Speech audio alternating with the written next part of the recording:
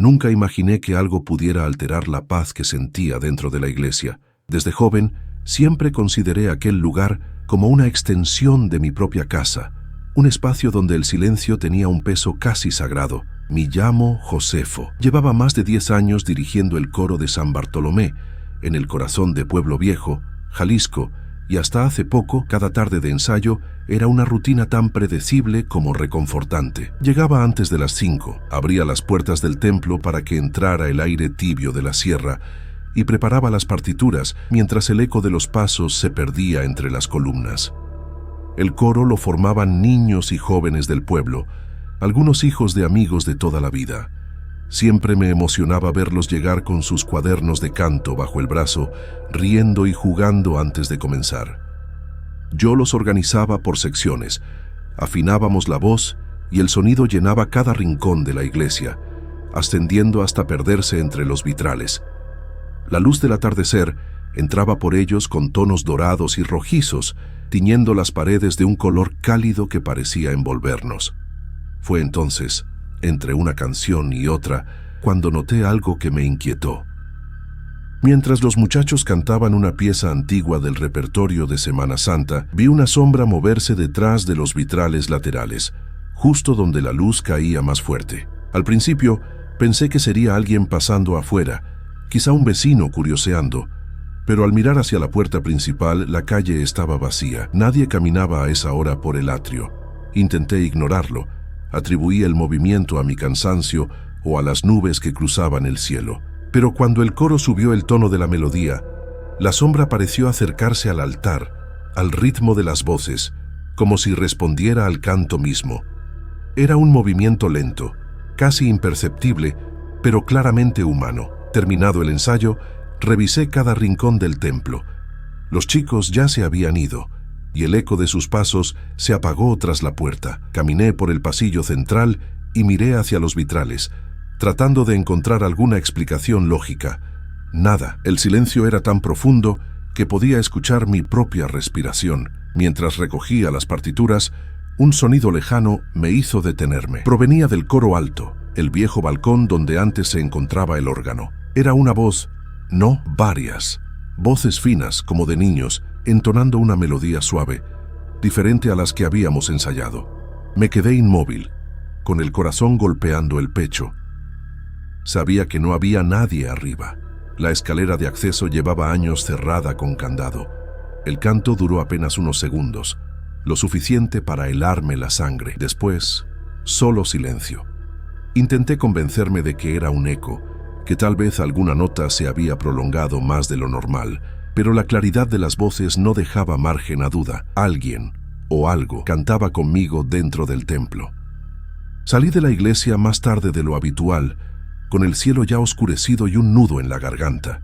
En el camino a casa, el aire de la noche me pareció más frío de lo normal, y juraría que escuché, entre el murmullo de las hojas, fragmentos del mismo canto que había oído adentro.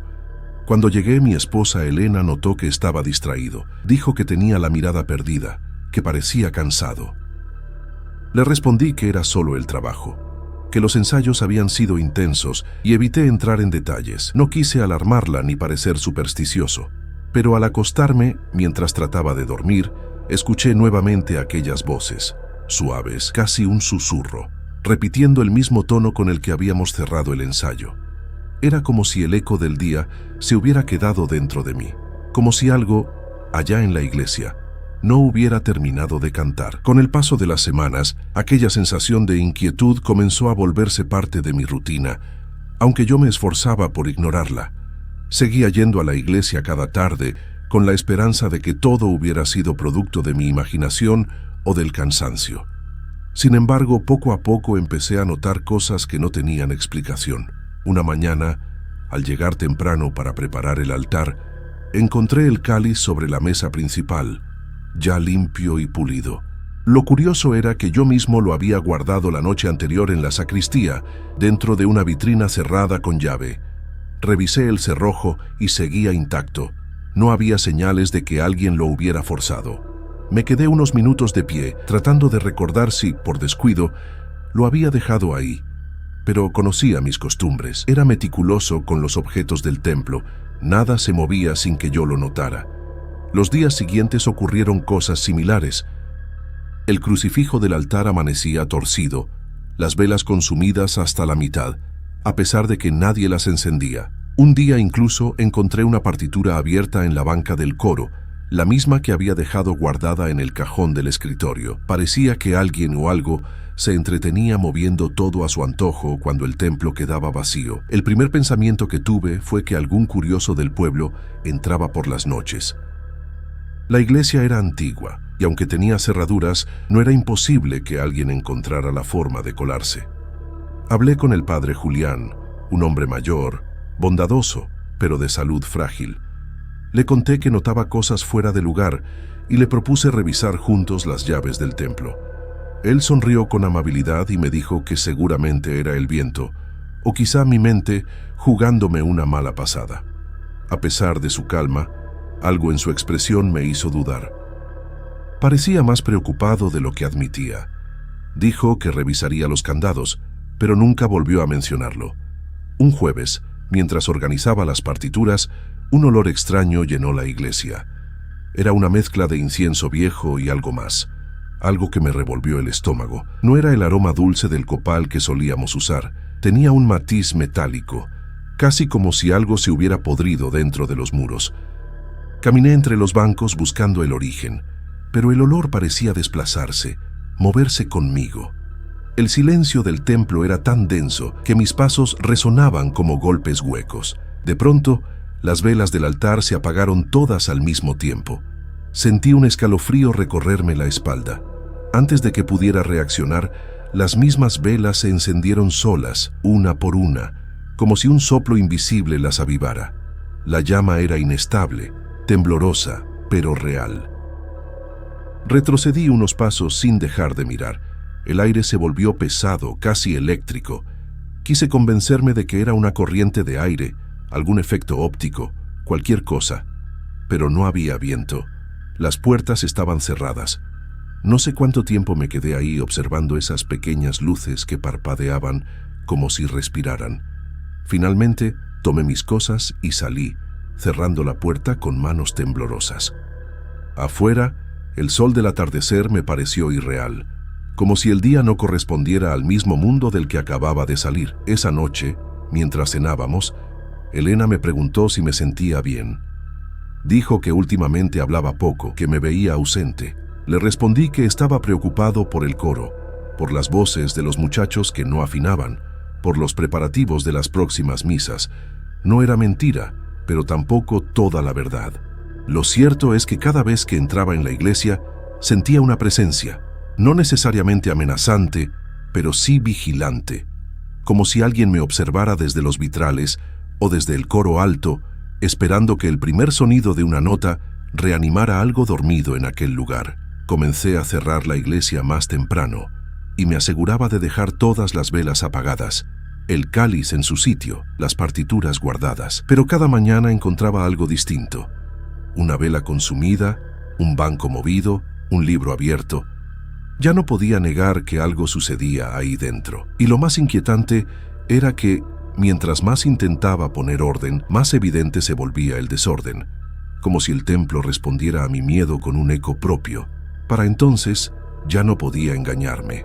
Algo dentro de la iglesia estaba vivo, o al menos se negaba a morir del todo. Cada día encontraba una nueva señal, y cada intento por explicarlo me llevaba más cerca del miedo. Empecé a notar presencias en los reflejos de los vitrales, figuras apenas visibles que se formaban con la luz de la tarde. Cuando el sol bajaba y el interior del templo se teñía de rojo, podía distinguir siluetas moviéndose entre los bancos. No eran sombras comunes, tenían forma, peso y, lo más perturbador, parecían mirarme. Una tarde, después del ensayo, decidí quedarme un rato más para limpiar el coro alto. Desde hacía tiempo, nadie subía ahí. El polvo cubría cada superficie y las telarañas parecían bordar el aire. Subí con una linterna vieja, sintiendo que cada escalón crujía bajo mi peso como si se quejara. Al llegar arriba, un silencio denso me envolvió. El aire olía a humedad y cera derretida, aunque no había velas encendidas. Entre los bancos viejos encontré una sotana antigua, ennegrecida por el tiempo, doblada con cuidado sobre una caja de madera. La toqué apenas, y un escalofrío me recorrió el cuerpo. Sentí una corriente fría subir desde el suelo, como si alguien hubiera exhalado justo detrás de mí. Giré rápido, pero no había nadie. Entonces la linterna parpadeó, y en ese parpadeo lo vi. Por un instante fugaz, distinguí a un sacerdote de rostro pálido, con una expresión vacía, observándome desde el fondo del pasillo. Llevaba la misma sotana que acababa de tocar. No gritó, no se movió, solo estaba ahí, como un retrato que respiraba. Cuando la luz se estabilizó, había desaparecido. Bajé deprisa con el corazón desbocado y me refugié en la sacristía para tratar de entender lo que acababa de ver. Me quedé un largo rato en silencio, intentando controlar el temblor de mis manos. Fue entonces cuando reparé en algo que nunca había notado. Una puerta pequeña al fondo del cuarto, semioculta tras un viejo mueble. La bisagra estaba oxidada, pero aún giraba. Detrás había una escalera que descendía al subsuelo. No sé por qué decidí bajar, quizá por miedo o por la necesidad absurda de entender. Bajé con la linterna en mano, respirando con dificultad por el polvo y el olor a tierra húmeda. Llegué a una pequeña habitación de piedra, con el techo bajo y paredes ennegrecidas. En el centro, una mesa cubierta de cera derretida y símbolos tallados, y sobre ella, una carpeta vieja, protegida por un trozo de tela. La abrí con cuidado. Dentro había documentos amarillentos, escritos con una caligrafía antigua. A medida que leía, una sensación helada me recorrió. Los textos hablaban de una hermandad secreta, una secta que operó dentro de la iglesia a mediados del siglo pasado. Decían que el párroco de entonces, el padre Esteban, había permitido rituales prohibidos en los que participaban algunos fieles del pueblo. Mencionaban sacrificios simbólicos, cantos a medianoche, ceremonias en las que buscaban mantener vivo el espíritu del templo. Uno de los folios relataba que, durante una misa especial, algo salió mal. La última frase apenas se alcanzaba a leer. El canto no cesó. Siguió después del silencio. Me quedé helado. Cerré la carpeta con las manos sudando y sentí una punzada en el pecho, como si algo me observara desde la oscuridad. Al levantar la linterna, pude distinguir varias siluetas a mi alrededor, difusas pero humanas, rostros antiguos, algunos con ojos vacíos, otros con gestos de angustia. Eran sacerdotes, monaguillos, feligreses, los mismos que aparecían en las fotografías viejas del pasillo principal. El aire se volvió espeso, casi sólido. Sentí que el suelo vibraba con un murmullo bajo, un sonido que pronto se transformó en canto. Era la misma melodía que había escuchado semanas atrás, aquella voz múltiple que no pertenecía a nadie, pero esta vez no venía del coro alto, salía de las paredes mismas. Retrocedí hasta las escaleras y subí deprisa, tropezando varias veces. Cerré la puerta detrás de mí, jadeando, y apoyé la espalda contra ella. Desde adentro, el canto seguía, ahogado pero insistente, repitiendo una nota que no parecía tener fin. Esa noche no pude dormir. Me quedé en la sala de mi casa con una vela encendida, repasando una y otra vez lo que había leído. La idea de que el templo donde había cantado toda mi vida fuera el escenario de rituales profanos me provocaba una mezcla de rabia y miedo. Comprendí entonces que las voces no eran simples ecos, eran los rezos de aquellos que nunca se fueron, y de alguna manera seguían esperando que alguien los escuchara. Después de aquella noche en el sótano, ya no volví a ser el mismo. Durante varios días evité ir a la iglesia, aunque era mi responsabilidad. Elena notó que algo me atormentaba, pero no insistió. A veces me miraba con esa mezcla de compasión y temor, como si presintiera que cualquier palabra suya podría romper algo dentro de mí. Finalmente, decidí volver. No podía abandonar el coro, ni permitir que el miedo destruyera años de trabajo, pero tomé una decisión que cambiaría todo. Los ensayos serían únicamente de día, nada de quedarse hasta tarde, nada de velas encendidas al anochecer. Quise creer que, con la luz del sol entrando por los vitrales, el templo sería un lugar seguro otra vez. Durante un tiempo, las cosas parecieron calmarse. Los niños volvían a reír, los cantos llenaban el aire, y yo casi logré convencerme de que todo lo vivido había sido una pesadilla, pero la calma era frágil, como una cuerda demasiado tensa. En ocasiones, cuando el coro terminaba una pieza, el eco que quedaba en el aire no se desvanecía del todo. Era como si una nota más siguiera resonando, sostenida por voces que no pertenecían a ninguno de nosotros. Un día, mientras recogía las partituras, escuché cómo una de las bancas se movía sola, arrastrándose unos centímetros. Nadie más estaba ahí. Me quedé inmóvil, mirando el polvo levantarse con el movimiento. No sentí miedo, sino una tristeza profunda, como si comprendiera que aquella presencia no buscaba hacer daño, solo permanecer. Con el paso de las semanas comenzaron a ocurrir pequeños incidentes que recordaban que lo que había en ese lugar seguía activo. A veces, mientras afinábamos, una vela se encendía sola en el altar sin que nadie la tocara. Otras veces, un olor a incienso antiguo llenaba el aire sin motivo aparente. Los muchachos murmuraban entre ellos. Algunos decían haber visto siluetas entre los vitrales o escuchado pasos en el coro alto. Yo fingía no oír, pero por dentro sabía que tenían razón. Una tarde, al terminar el último ensayo del mes, me quedé un momento solo, observando cómo la luz del atardecer se deslizaba por las paredes. La iglesia estaba vacía, pero el silencio no era absoluto.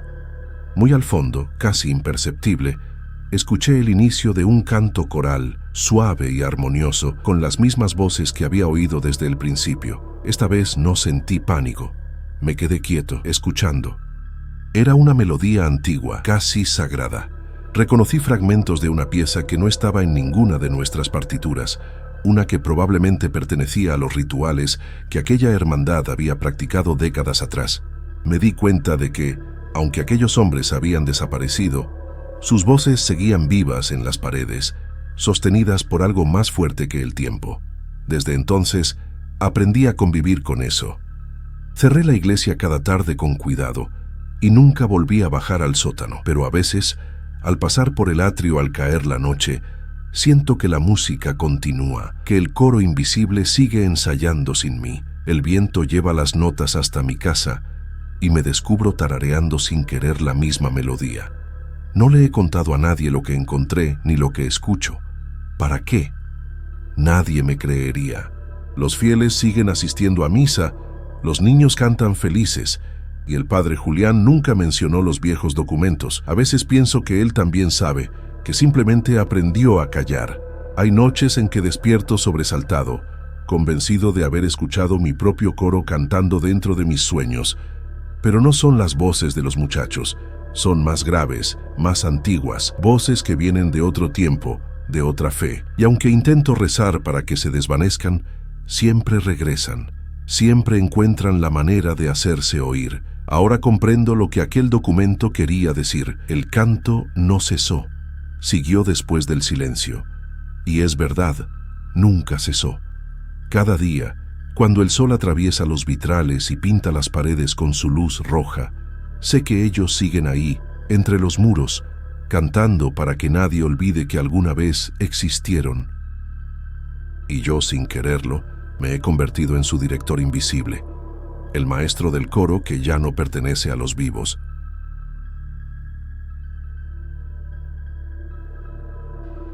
Cuando recibí la noticia de que la antigua hacienda de mi tío Eusebio, en las orillas del lago de Chapala, Jalisco, quedaba a mi nombre, sentí una mezcla de sorpresa y obligación. Mi nombre es Santiago, y sabes, no era una herencia esperada, pero algo dentro de mí me hizo aceptar. Tal vez fue el deseo de recuperar una parte de la historia familiar, o simplemente la idea de comenzar de nuevo en un lugar tranquilo, lejos del ruido de Guadalajara. Viajamos en familia una mañana tibia de mayo. Ágata iba mirando el paisaje desde la ventana, con esa expresión silenciosa que siempre tiene cuando algo le inquieta. Lilian y Leandro jugaban en el asiento trasero, sin entender aún que aquel viaje no era una excursión, sino una mudanza definitiva. Mientras más nos acercábamos al lago, el aire se volvía más denso, cargado de humedad y ese olor a tierra vieja que solo existe en los pueblos antiguos de Jalisco. La hacienda del lago aparecía entre los árboles como una sombra grande, con sus paredes de adobe agrietadas y las tejas cubiertas de musgo. Había un portón de hierro oxidado que rechinó con un sonido largo cuando lo empujé. El silencio que siguió me pareció demasiado profundo, casi vivo. Sentí por primera vez que el lugar nos observaba. Los primeros días los dedicamos a limpiar. Había polvo acumulado en cada rincón, muebles cubiertos con sábanas y un olor persistente a madera húmeda. Me concentré en revisar las tierras, los canales de riego, los establos que hacía décadas no albergaban un animal. Todo parecía detenido en el tiempo, como si la hacienda hubiese estado esperando nuestro regreso. Por las tardes, el lago se veía hermoso. El reflejo del sol caía sobre el agua y las montañas al fondo parecían flotar. Ágata solía quedarse en el porche mirando el horizonte, aunque con los días empezó a hacerlo cada vez menos. Decía que el viento que venía del agua tenía un tono triste, como un lamento. No le di importancia. Pensé que eran imaginaciones suyas, consecuencia del cansancio o de estar lejos de la ciudad. La primera noche que escuché los cascos de caballo fue poco después de la medianoche. Me despertó un sonido seco, rítmico, que venía del patio. Me levanté pensando que algún animal se había metido por el portón, pero al salir, el aire estaba completamente quieto. No había viento, ni hojas moviéndose, solo el eco de los cascos que se fue desvaneciendo hacia el lago. Caminé hasta el límite del patio y no encontré nada, solo el reflejo pálido de la luna sobre el agua. Durante el día siguiente traté de no comentarlo, aunque Ágata me dijo que también había escuchado algo. Mencionó pasos en el pasillo y puertas que se abrían solas. Revisé las cerraduras y los marcos, convencido de que la humedad hacía hinchar la madera. Pero dentro de mí quedaba una sensación que no podía explicar, una especie de aviso sin forma. Las noches siguientes fueron más inquietas. A veces despertaba con el sonido de una puerta golpeando en el fondo del corredor, otras con un ruido seco, como si alguien caminara sobre el techo. En una ocasión, mientras inspeccionaba los establos, sentí claramente que algo respiraba cerca de mí. No había nadie, ni siquiera ratas o murciélagos. Mis hijos comenzaron a dormir juntos porque, según ellos, oían voces afuera, cerca del agua. Les dije que era el viento y que no debían asustarse, pero yo mismo empezaba a sentir un escalofrío cada vez que caía la noche. El aire cambiaba, se volvía más frío, más espeso, y siempre estaba presente ese olor a tierra mojada, como si la lluvia hubiese caído solo sobre la hacienda, aunque el cielo estuviera despejado. Una madrugada no pude resistir más. Me levanté, tomé una linterna y caminé hacia el lago. El silencio era total, interrumpido apenas por el zumbido de los insectos. Cuando llegué al muelle, vi algo que me hizo detenerme. Sobre la arena húmeda había huellas de herraduras frescas, marcadas claramente, que se dirigían hacia el agua y desaparecían justo en la orilla. Me quedé ahí, inmóvil, observando el reflejo del cielo en el lago. Sentí un nudo en el estómago, una mezcla de miedo y curiosidad que no supe controlar. No entendía cómo podían estar allí esas marcas si hacía décadas que ningún caballo pisaba esa tierra. El sonido del viento, casi inexistente, me pareció entonces un suspiro largo, como si el lago respirara conmigo. Aquella fue la primera noche en que sentí que algo en la hacienda del lago estaba despierto, algo antiguo, esperando ser recordado. Y aunque intenté convencerme de que todo tenía una explicación lógica, en el fondo supe que había cruzado un límite invisible, el momento en que la razón comienza a rendirse ante lo que no puede entender. Con el paso de los días, la hacienda empezó a mostrar una vida propia. Era como si cada rincón respirara de nuevo después de años de silencio. Los viejos objetos, que al principio parecían inofensivos adornos del pasado, comenzaron a cambiar de sitio sin explicación. Recuerdo haber dejado una silla junto a la ventana del comedor y a la mañana siguiente encontrarla frente a la puerta del pasillo. Lo mismo ocurrió con una lámpara que solía estar en la sala. Una noche desperté con su luz encendida sobre el escritorio, aunque nadie la había tocado. Traté de mantener la calma. Quise creer que el cansancio me estaba jugando malas pasadas, que mi mente, influenciada por las historias de Ágata y los miedos de los niños, buscaba patrones donde no los había. Pero el ambiente dentro de la casa se volvió cada vez más pesado. El olor a tierra mojada se hizo más intenso, impregnando la ropa, las cortinas, incluso el pan que horneábamos por las mañanas. Había días en que el aire del lago entraba por las ventanas con un tufo agrio, como si el agua escondiera algo podrido. Una tarde, mientras reparaba un tramo del cerco que daba al muelle, vi algo que me heló la sangre. En la orilla, justo donde las olas apenas rozaban la arena, se marcaban huellas de pies descalzos, como si alguien caminara desde dentro del lago hacia tierra firme. Las observé en silencio, incapaz de moverme. Eran huellas humanas, pequeñas, de alguien que parecía arrastrar los talones. Me incliné para mirarlas mejor, pero cuando el agua volvió a golpear la orilla, se borraron por completo. Esperé un rato, tal vez una hora, pero no volvió a pasar. Aquella noche no pude dormir. Sentía que el suelo vibraba ligeramente, un temblor apenas perceptible, como si la casa misma respirara. Ágata me confesó que había comenzado a dejar una vela encendida junto a la cama porque soñaba con gente caminando sobre el agua, figuras que la observaban desde el reflejo del lago. Yo intenté tranquilizarla, pero no pude esconder mi propio miedo. Las voces que los niños decían oír empezaron a parecerme más reales de lo que quería admitir. Cada madrugada era distinta, y sin embargo, todas compartían algo en común: los sonidos de cascos, a veces suaves, como si un caballo trotase en la distancia, otras tan cercanos que parecía que el animal respiraba detrás de la puerta. Pero al salir con la linterna no había nada, solo el viento frío y el movimiento leve de las ramas. Una noche, decidí quedarme despierto hasta el amanecer. Me senté en el corredor con una taza de café y la linterna a mi lado. A las 3 de la mañana, el reloj del comedor sonó con un golpe seco y las llamas de las velas se apagaron todas a la vez. En ese instante, escuché el sonido de las riendas de cuero golpeando el aire. El eco venía del establo. Caminé despacio, sintiendo el corazón martillarme el pecho. Cuando empujé la puerta, vi las riendas antiguas colgando del techo, balanceándose solas, como si alguien invisible las hubiese tocado. No sé cuánto tiempo permanecía ahí, paralizado. Al amanecer, las riendas estaban en el suelo, cubiertas por una capa delgada de barro fresco. No quise contárselo a Ágata, pero cuando entré a la casa, noté que las sábanas de la cama de Leandro tenían pequeñas manchas de tierra seca. Ninguno de los niños recordaba haber salido de la habitación. El día transcurrió en silencio. Nadie quiso acercarse al lago. Ni siquiera Lilian, que solía pasar horas lanzando piedras al agua, quiso salir del porche.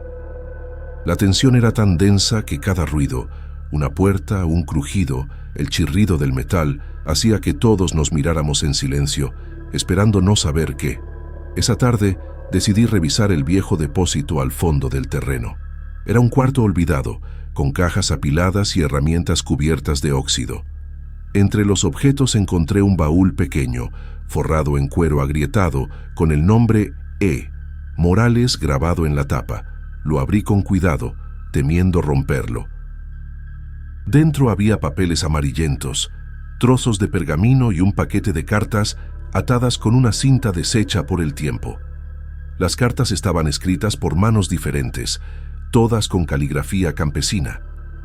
Al principio hablaban de la vida en la hacienda, cosechas, lluvias, jornales, pero conforme avanzaba la lectura, las palabras se tornaban más oscuras. Mencionaban ruidos en las noches, voces que salían del lago, trabajadores desaparecidos sin dejar rastro. Una carta, la última, fechada en 1937, decía algo que me hizo cerrar el sobre con un temblor involuntario. Dicen que el patrón hizo un trato con el lago, que ofreció lo nuestro para que la tierra siguiera dando, pero el agua no olvida. Algún día vendrán por su parte. Esa noche no encendí la linterna. Me quedé largo rato mirando el agua desde el porche, tratando de convencerme de que todo aquello eran simples supersticiones de otra época. Sin embargo, cuando el viento cambió de dirección, el lago se estremeció y por un segundo me pareció ver sombras moviéndose sobre su superficie, reflejos humanos que no correspondían a nadie. Fue entonces cuando entendí que lo que ocurría en la hacienda del lago no era solo un misterio del pasado, sino algo que seguía vivo, esperando a ser reconocido, y aunque quise creer que bastaría con ignorarlo, en el fondo supe que, tarde o temprano, el agua pediría ser escuchada. Después de encontrar aquellas cartas, todo cambió en la hacienda. Ya no era solo el miedo de escuchar ruidos o sentir presencias, era la certeza de que algo nos observaba desde el agua. Cada noche, el olor a tierra podrida se hacía más fuerte, y las ventanas amanecían empañadas, como si alguien respirara del otro lado del vidrio. Intenté razonar con lo que estaba ocurriendo, buscar explicaciones naturales, pero cada intento terminaba en más preguntas. Una madrugada desperté con un golpe seco. Provenía del patio. Al salir, vi que una de las puertas del granero estaba abierta, aunque la había asegurado con candado la tarde anterior. El viento estaba quieto, el aire denso, y en el suelo noté marcas recientes, como huellas humanas que se dirigían hacia el lago. Caminé despacio siguiendo aquel rastro que se desvanecía en la arena húmeda. Cuando llegué al borde del muelle, las huellas se perdían bajo el agua. El reflejo de la luna temblaba sobre la superficie y por un momento juraría haber visto figuras oscuras caminando bajo el reflejo, como si el agua tuviera su propio mundo al revés. Al regresar, encontré a Ágata despierta. Dijo que había escuchado pasos dentro de la casa, como si alguien subiera las escaleras. Los niños dormían, ajenos a todo, pero la mirada de ella me dejó claro que ya no soportaba más. Me pidió que hiciéramos algo, cualquier cosa que devolviera la paz al lugar. Pasé la mañana siguiente revisando las cartas otra vez.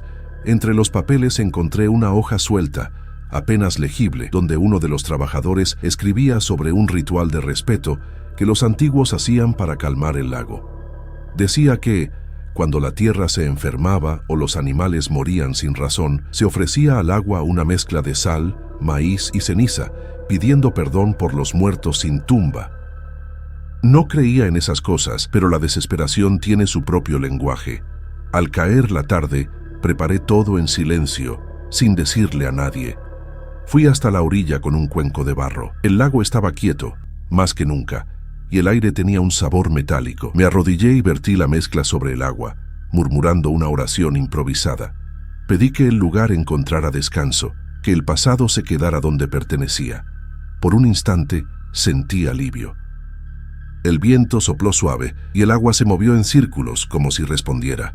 Pero justo cuando me incorporaba, vi mi propio reflejo distorsionarse. Detrás de mí, en el reflejo del lago, había más figuras. Personas, hombres y mujeres con ropa antigua, de pie sobre la superficie, mirándome en silencio. El miedo me paralizó. No volteé. No podía.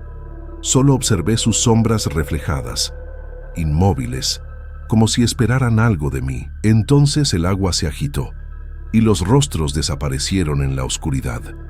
Esa noche el silencio fue absoluto. Ni cascos, ni pasos, ni portazos. Por primera vez en semanas, la casa entera pareció dormir.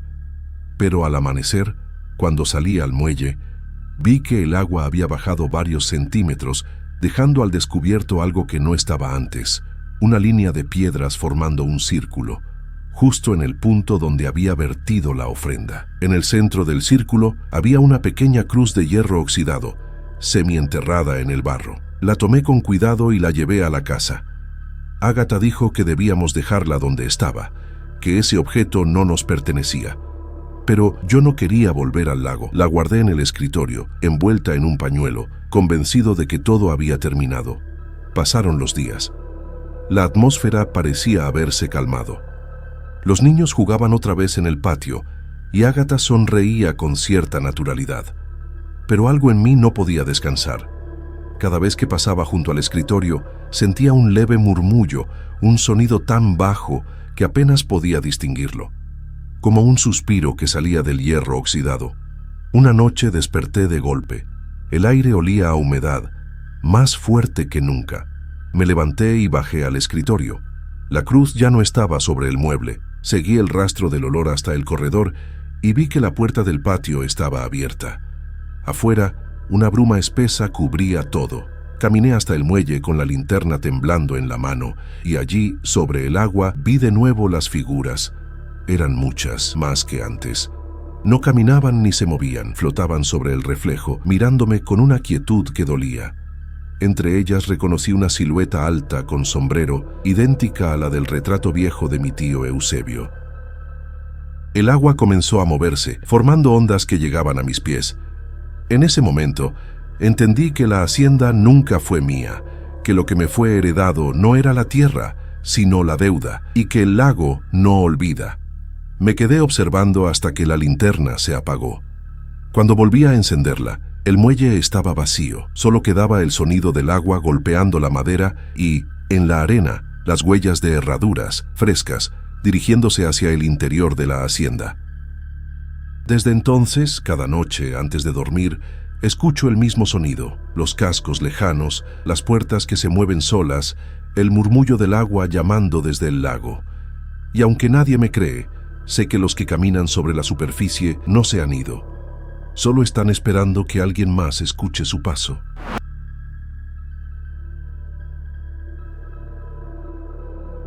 Hace unos meses, comencé a notar cosas extrañas en mi apartamento. Vivo sola desde hace 2 años en un edificio antiguo del centro de Guadalajara.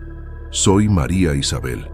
Al principio, eran pequeños ruidos que atribuía al viejo edificio. El crujido de las escaleras, el sonido metálico de alguna puerta oxidada, el viento colándose por las ventanas mal selladas. Pero poco a poco, esos ruidos comenzaron a tener un patrón propio, como si alguien caminara sobre la azotea justo cuando yo no podía verlo. Al principio traté de racionalizarlo. Pensé que era mi imaginación, el estrés del trabajo o los vecinos, pero había algo que me inquietaba profundamente. Subía al apartamento cada tarde después de la oficina y sentía una especie de presión en el pecho al acercarme a la puerta que daba a la azotea. Una vez, al abrir la ventana del pasillo, noté una sombra fugaz que se movió entre los contenedores viejos y los restos de muebles abandonados que alguien había dejado arriba. Mi corazón se aceleró y cerré la ventana de golpe, convencida de que era solo un juego de luces y sombras. No obstante, con el paso de las semanas, los ruidos se hicieron más frecuentes. Escuchaba pasos firmes sobre el concreto de la azotea, seguidos de un crujido metálico que parecía provenir de la vieja reja que protegía la escalera de acceso. Cada vez que miraba hacia arriba, sentía que alguien me observaba desde las alturas, aunque nunca veía a nadie. El viento parecía moverse de manera extraña, como si siguiera un patrón propio y no coincidiera con la corriente natural. Recuerdo una noche en particular. Estaba sola en mi sala, revisando correos hasta tarde. Afuera, la ciudad estaba tranquila. El murmullo lejano de los autos y el canto ocasional de algún pájaro nocturno eran lo único que interrumpía el silencio. De pronto, un crujido más fuerte me hizo levantar la mirada hacia el techo. Sentí un escalofrío recorrer mi espalda y un nudo en el estómago que me impidió moverme. Fue como si algo esperara mi reacción. Cerré los ojos unos segundos, respiré profundo y decidí que no volvería a subir a la azotea esa noche. A pesar de mi decisión, la sensación de ser observada no desapareció. Cada vez que pasaba por el pasillo que llevaba a la puerta de la azotea, mi cuerpo se tensaba y mis oídos se agudizaban. Comencé a notar pequeños detalles que antes ignoraba. La manera en que las sombras de las macetas secas parecían alargarse más de lo normal. El olor húmedo que a veces se colaba por la ventana del pasillo y que me recordaba a la tierra mojada, pero con un dejo extraño, casi metálico. Empecé a sentir miedo, no solo por los ruidos o las sombras, sino por esa certeza silenciosa de que algo o alguien me observaba desde arriba, algo que no podía ver ni tocar, pero cuya presencia era demasiado real para ignorarla. Esa sensación se convirtió en un peso constante en mi rutina, y me sorprendí a mí misma, evitando la mirada hacia la puerta de la azotea, como si el solo hecho de mirar pudiera atraer lo que fuera que habitaba allí. Nunca imaginé que lo que comenzó como ruidos típicos de un edificio viejo se transformaría en una vigilancia silenciosa, persistente, que me haría cuestionar la seguridad de mi propio hogar. Y sin saberlo, esa sería solo la primera etapa de lo que se convertiría en algo mucho más oscuro. Después de esas primeras semanas de inquietud, los fenómenos comenzaron a intensificarse. Ya no se trataba solo de ruidos o sombras. Empecé a notar que algunos objetos desaparecían de mi apartamento o se movían de lugar sin explicación. Un día, un cuadro que había colgado cuidadosamente sobre la sala cayó de la pared y aunque revisé la pared, los clavos estaban intactos. Otro día, un par de zapatos que siempre dejaba junto a la puerta desapareció y al buscarlos horas después, aparecieron en un rincón completamente distinto, como si alguien los hubiera arrastrado. Además, un olor extraño comenzó a invadir mi apartamento, especialmente en las noches, un aroma mezcla de moho y carne en descomposición. No podía identificar de dónde provenía, porque no había nada que pudiera causarlo, pero cada vez que lo percibía, sentía un escalofrío que me recorría desde la nuca hasta los pies. Empecé a cerrar todas las ventanas, encender velas e incluso rociar incienso, intentando disipar la sensación de humedad y putrefacción que parecía impregnar el aire. Una noche, estaba trabajando hasta tarde en la sala, concentrada en un proyecto para la oficina, cuando escuché pasos muy claros en el pasillo frente a mi puerta. Mi corazón se aceleró. Me levanté lentamente y con cautela me acerqué al ojo mágico. Lo que vi hizo que me quedara helada. Un grupo de personas con túnicas negras y capuchas cruzaba el pasillo en silencio, como si avanzaran en un ritual que yo no debía presenciar. Sus rostros estaban ocultos, pero la forma en que caminaban, perfectamente sincronizada, me hizo sentir que cada paso estaba calculado y dirigido hacia mí. No podía moverme, ni gritar, ni siquiera respirar con normalidad. El miedo me paralizó y solo pude observar cómo desaparecían detrás de la puerta del ascensor, que nunca antes había estado abierta en la noche. Sentí que mi apartamento ya no me pertenecía, que era un espacio vigilado por algo que no podía comprender.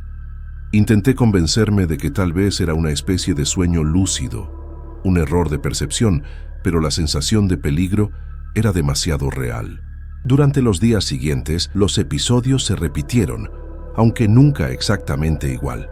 A veces escuchaba susurros apenas perceptibles en los corredores, como si me hablaran desde la azotea, y otras veces sentía que la presión en el pecho aumentaba al acercarme a la puerta que daba al techo.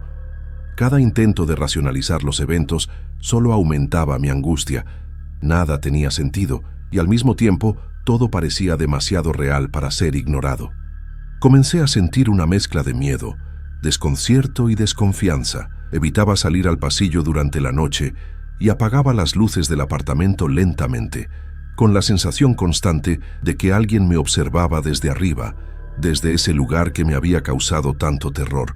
Lo peor de todo era que nadie más podía ver lo que yo veía. Mis vecinos seguían con su rutina, ajenos a lo que sucedía dentro de mi apartamento, y la ciudad seguía su curso normal, indiferente a la presencia que me acechaba. Esa noche, antes de dormir, mientras revisaba por enésima vez la puerta de la azotea, sentí un nudo en el estómago que no desaparecía. Sabía que algo estaba arriba, algo que había pasado de ser una sospecha a una certeza. Cerré la puerta con cuidado, asegurándome de que todas las cerraduras estuvieran puestas, y me senté en la sala tratando de calmar mi respiración. Pero incluso allí, con las luces encendidas y las puertas cerradas, sentí que el grupo encapuchado me observaba desde la azotea, y entendí que mi tranquilidad había desaparecido para siempre. Con el paso de los días, el sueño se volvió un enemigo. Cada noche despertaba sobresaltada, empapada en sudor, con el corazón latiendo tan fuerte que podía escucharlo. Los mismos sueños se repetían una y otra vez. Me veía parada en la azotea, rodeada por figuras encapuchadas que me observaban desde un círculo. No hablaban, pero sus miradas eran tan pesadas que me dejaban sin aliento. Siempre despertaba justo antes de que una de ellas se acercara lo suficiente para tocarme. Intenté ignorarlos, pero el cansancio comenzó a afectarme. Me sentía irritada, distraída, incapaz de concentrarme en el trabajo. A veces, en plena jornada, me sorprendía mirando por la ventana, como si esperara ver una de esas figuras en el techo del edificio de enfrente. Me obligaba a volver a la realidad, pero esa sensación de ser vigilada nunca desaparecía. Decidí grabar lo que pasaba. Colocaba mi celular apuntando hacia la puerta del pasillo o hacia el techo durante la noche. Quería pruebas, algo tangible que me hiciera sentir que no estaba perdiendo la razón. Pero cada mañana, al revisar los videos, solo encontraba estática, interferencias o el sonido del viento. Ni un solo ruido, ni una sombra, nada que confirmara lo que yo vivía. En una ocasión, el archivo apareció dañado. La pantalla mostraba líneas grises y un zumbido constante que me obligó a apagar el teléfono. Empecé a notar detalles pequeños que me helaban la sangre. Las cortinas que amanecían corridas, las luces que se encendían solas en el pasillo, o el reloj de pared que se detenía siempre a la misma hora, las 3:12 de la madrugada. Al principio creí que era casualidad, pero cuando revisé las grabaciones y vi que todas se interrumpían exactamente en ese minuto, entendí que no era un error técnico, era algo más. Mi cuerpo también empezó a reaccionar. Sentía un peso extraño en los hombros, un cansancio que no se quitaba con el descanso. A veces, al pasar por el espejo del baño, creía ver detrás de mí una sombra que desaparecía al parpadear. Me decía a mí misma que era el reflejo del miedo, que estaba imaginando cosas, pero cada día era más difícil distinguir entre lo real y lo que soñaba. Hubo una noche en la que el sueño fue diferente. Estaba en la azotea, otra vez, pero esta vez podía sentir el aire frío golpeando mi rostro, oler la humedad de las paredes viejas. Las figuras encapuchadas estaban de pie, inmóviles, y en el centro del círculo había algo cubierto con una tela negra. Cuando el viento levantó un poco el borde, vi una forma humana, pero no alcanzaba a distinguir su rostro. Antes de que pudiera acercarme, una de las figuras levantó la cabeza y me miró directamente. Sus ojos no tenían color, eran completamente blancos. Desperté gritando, con el corazón desbocado y una sensación amarga en la garganta. Esa madrugada no pude volver a dormir. Me senté en el sofá, con la televisión encendida sin sonido, mirando el reflejo tenue de la pantalla. El edificio estaba en silencio, pero yo sabía que arriba, en la azotea, algo seguía despierto, algo que no necesitaba mostrarse para hacerme saber que estaba allí. Los días siguientes fueron una mezcla de miedo y resignación. Ya no trataba de entender lo que pasaba, solo quería que se detuviera. Cada vez que escuchaba pasos en la azotea, mi cuerpo reaccionaba con un temblor involuntario. Intenté hablar con el encargado del edificio, pero él solo me dijo que el acceso a la azotea estaba cerrado, que nadie podía subir sin llave. No insistí, porque en el fondo sabía que lo que subía allí no era una persona. Y fue en ese punto cuando me di cuenta de que grabar, documentar o buscar explicaciones ya no tenía sentido. Había algo en ese lugar que no quería ser visto, algo que solo me elegía a mí para hacerlo sentir vivo. Después de tantas noches de insomnio y miedo, tomé una decisión. Ya no subiría más a la azotea. Cerré con llave la puerta que daba al techo, coloqué pestillos adicionales y hasta puse una soga atada al pasamanos de la escalera. No para escalar, sino como recordatorio de que no debía volver a acercarme. Pensé que eso me daría cierta sensación de control, pero pronto entendí que la azotea ya no era un lugar físico, sino un espacio que me seguía, que estaba presente incluso desde la distancia. A veces, mientras trabajaba o cocinaba, escuchaba pasos sobre el techo del apartamento, lentos y medidos, como si alguien caminara observando cada movimiento mío. Era imposible distinguir si eran reales o producto de mi imaginación, pero cada vez que los oía, mi piel se erizaba y la respiración se me cortaba. Comencé a caminar por mi sala con la sensación de que alguien podía estar justo arriba, vigilando mis movimientos. Cada sombra en la pared se convertía en un presagio, cada sonido en una amenaza. El olor extraño, mezcla de moho y carne podrida, volvió esporádicamente. Aparecía durante unos minutos y desaparecía sin dejar rastro. Abría ventanas, prendía velas, rociaba incienso, pero nada parecía eliminarlo. Era como si la presencia de arriba tuviera la capacidad de manifestarse a través del aire, del espacio, de la percepción misma. Intenté hablar con amigos sobre lo que pasaba, pero las palabras me fallaban. Temía que no me creyeran. Cada intento de relatar los hechos terminaba en explicaciones racionales. Estrés, cansancio, imaginación. Nadie podía comprender lo que yo sentía y escuchaba cada noche. La soledad se hizo más evidente. La incertidumbre y la vigilancia invisible me acompañaban incluso durante el día. Con el tiempo aprendí a convivir con la presencia, aunque nunca con tranquilidad. Mi rutina cambió. Subía solo lo necesario, evitaba el pasillo frente a la puerta de la azotea y mantenía las luces encendidas más de lo habitual. Cada sombra que aparecía me hacía retroceder. Cada crujido me obligaba a detener lo que estaba haciendo y escuchar. Y aunque trataba de racionalizar, una parte de mí sabía que no podía huir de lo que estaba arriba.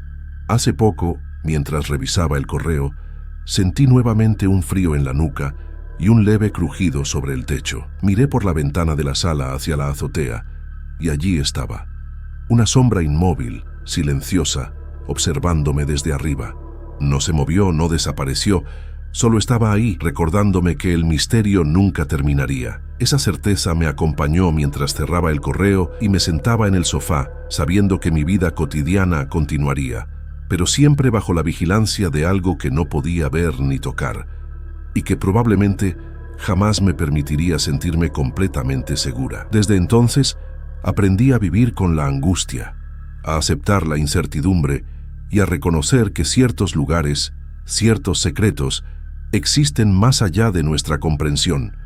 Mi apartamento sigue siendo mi hogar, pero la azotea del edificio ya no es solo un espacio físico.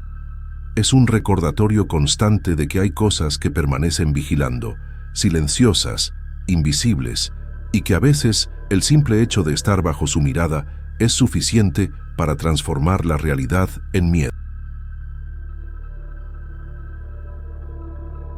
Mi nombre es Fernando.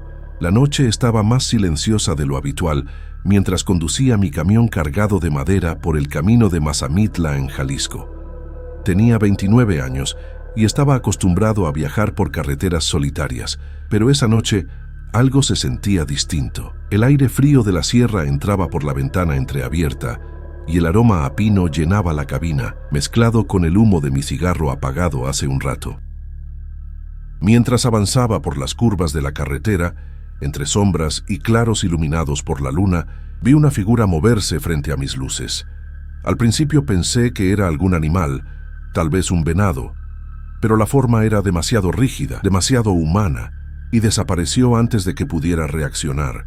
Un escalofrío recorrió mi espalda y mis manos se tensaron sobre el volante. No pasó mucho tiempo antes de que apareciera otra sombra, un poco más adelante. Caminaba lentamente, casi como si flotara sobre el asfalto, y se desvaneció entre los árboles sin dejar rastro. Mi mente intentaba explicarlo, pero cada vez me resultaba más difícil racionalizar lo que veía. El viento que corría entre los pinos parecía susurrar, y sentí que algo me observaba desde la oscuridad. Entonces, entre los troncos, noté luces extrañas, pequeñas, parpadeantes, cambiando de rojo a verde pálido sin patrón alguno.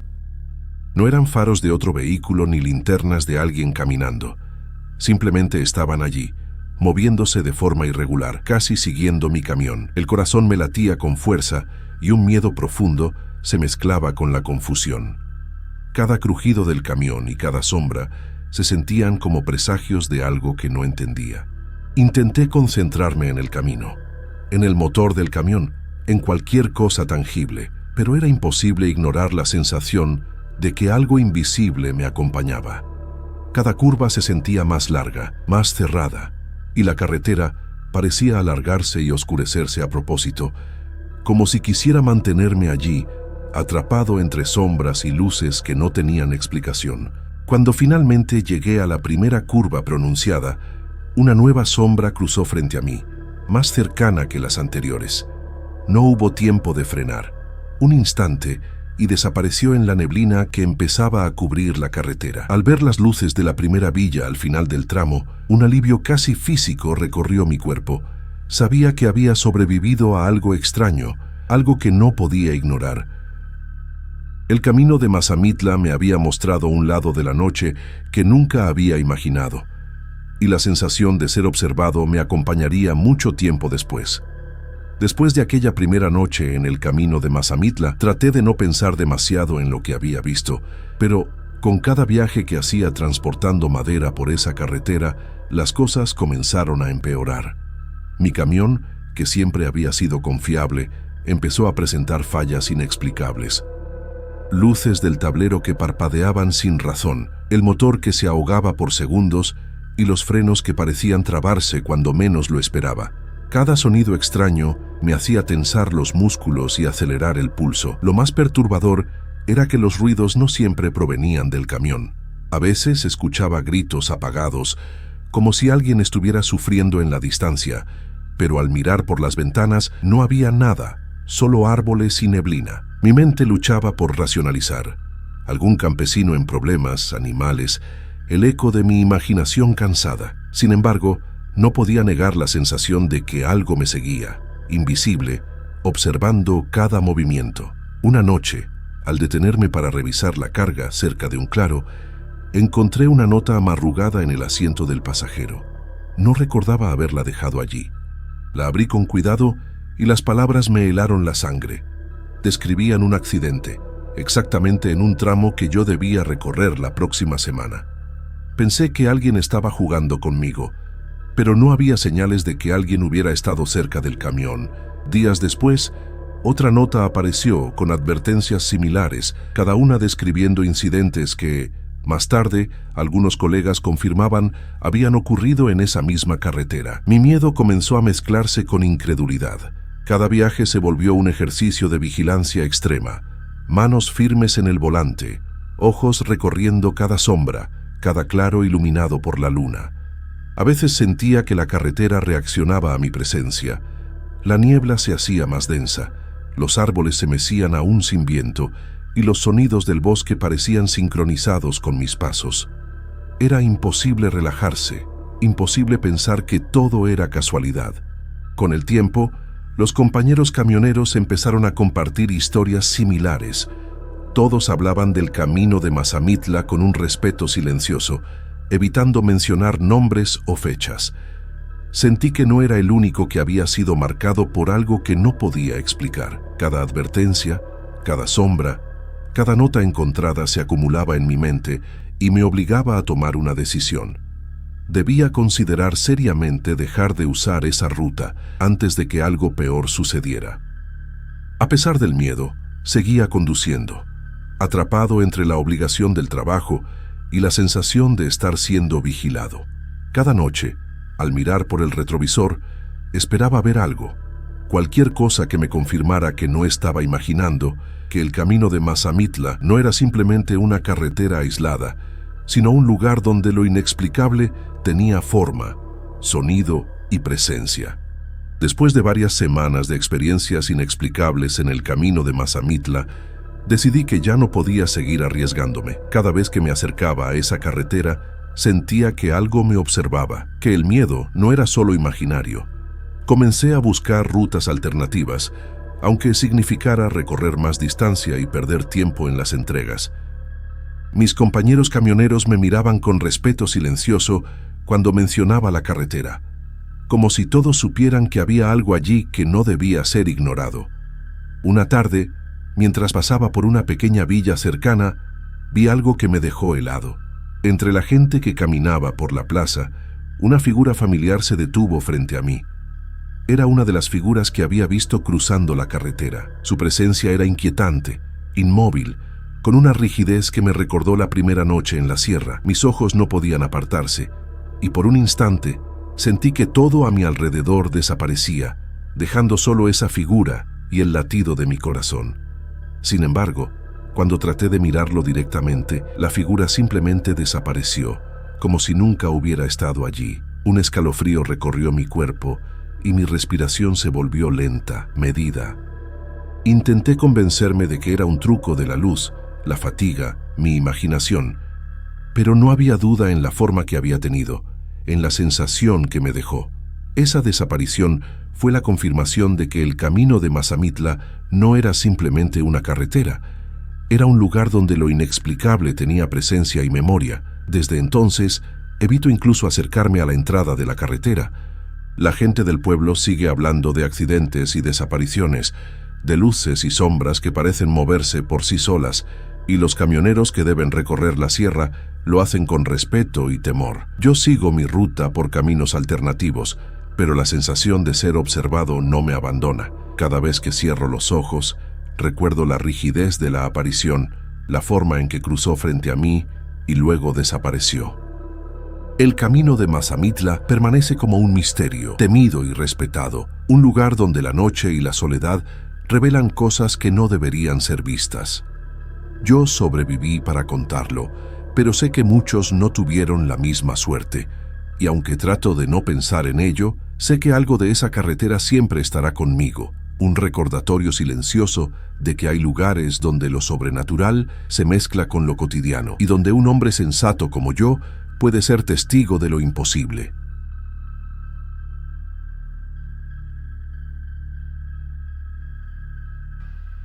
Soy Sonia, y nunca imaginé que un reencuentro podría traer tanta inquietud.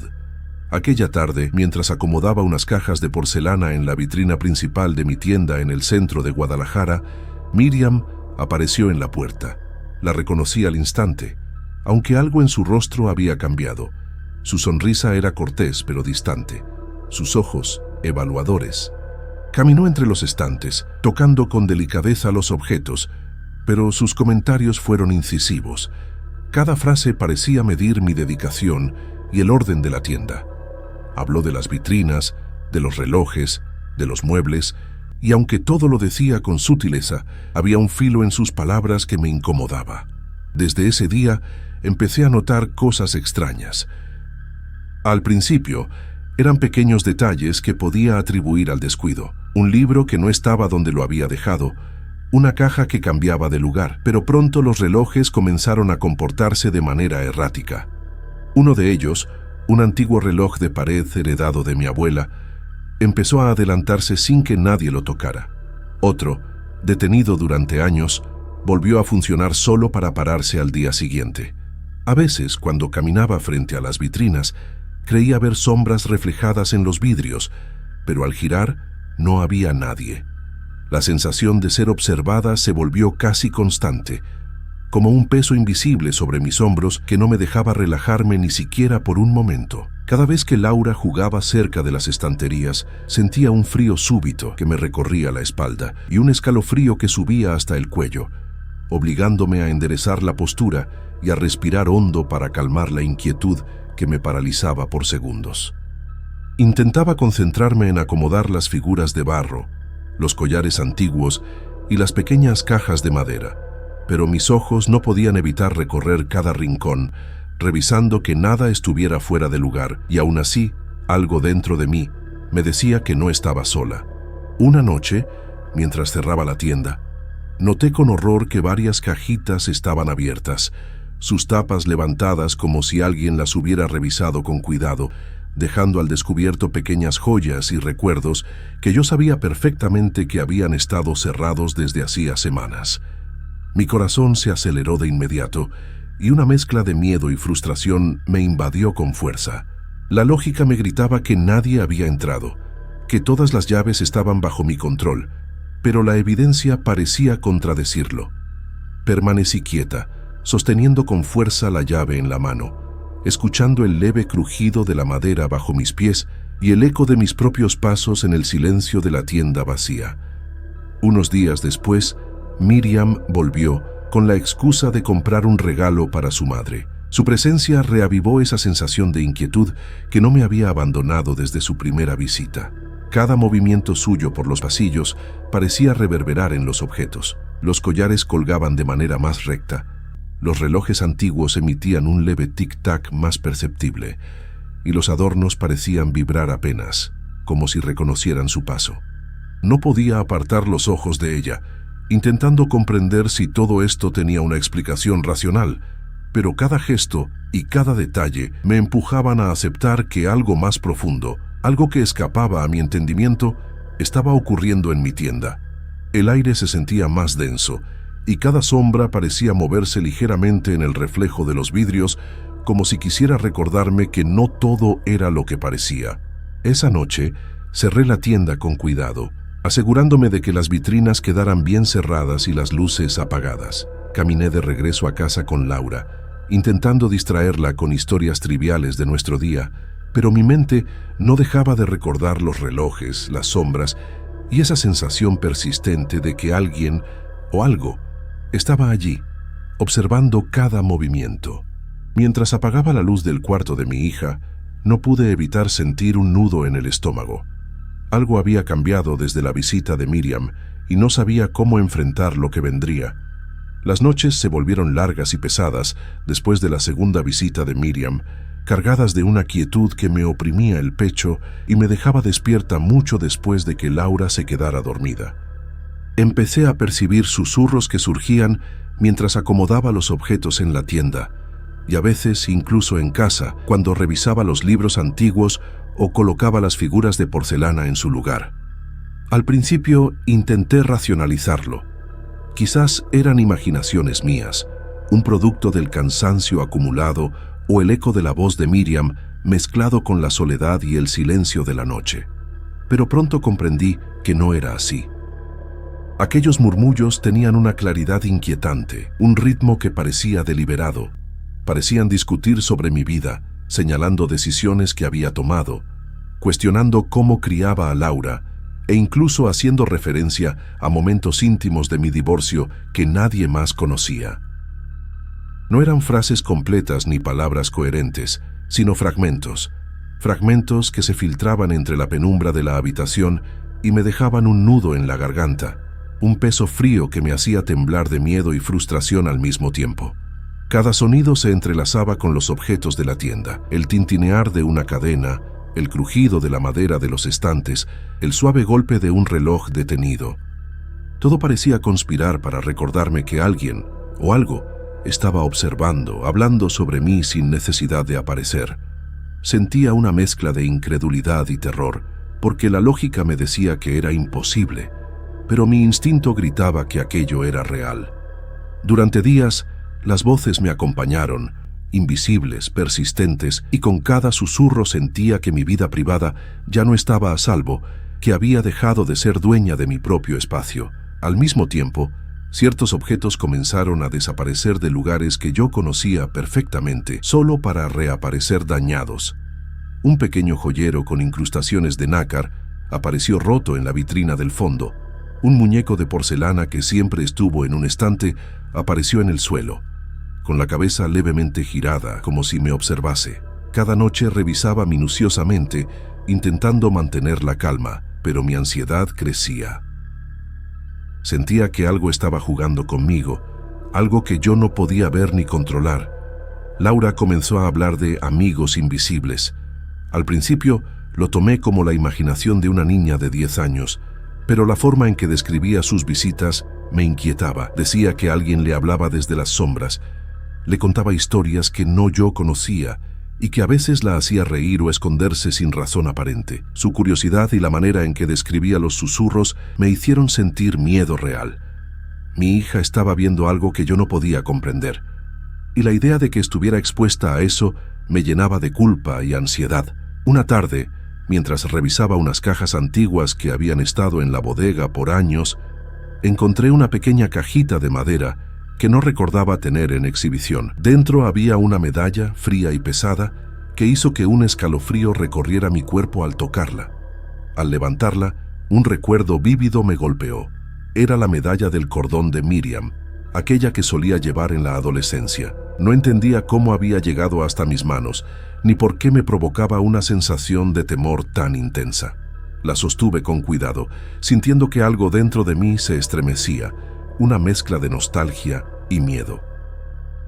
A partir de ese momento, cada objeto que tocaba parecía tener una carga distinta. La tienda, que siempre fue un lugar de recuerdos y tranquilidad, se volvió un espacio de alerta constante. No podía dejar de mirar las vitrinas, los estantes, incluso los rincones más oscuros, temiendo lo que podría aparecer.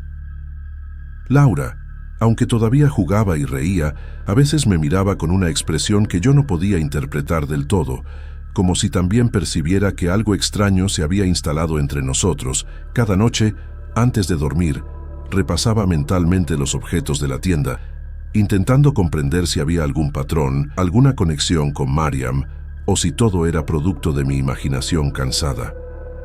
Pero la medalla seguía en mi mano, fría y real, recordándome que la presencia de mi amiga, y tal vez algo más, había dejado una marca que no podía borrar. El miedo crecía, silencioso y constante, y una pregunta se repetía en mi mente. ¿Hasta dónde llegaría todo esto y qué me estaba esperando? Decidí que tenía que hacer algo. La tienda, que alguna vez fue un lugar de recuerdos y calma, se había vuelto una fuente constante de miedo y desconcierto. Después de meditarlo durante días, tomé la decisión de donar todos los objetos que habían presentado comportamientos extraños: relojes, figuras de porcelana, joyeros, la pequeña medalla de Miriam, cada pieza que me había hecho sentir esa presión invisible. Fue un proceso agotador y doloroso, como desprenderme de fragmentos de mi propia historia. Cada caja que entregaba a museos o coleccionistas de confianza me producía un alivio parcial, pero también una sensación de pérdida.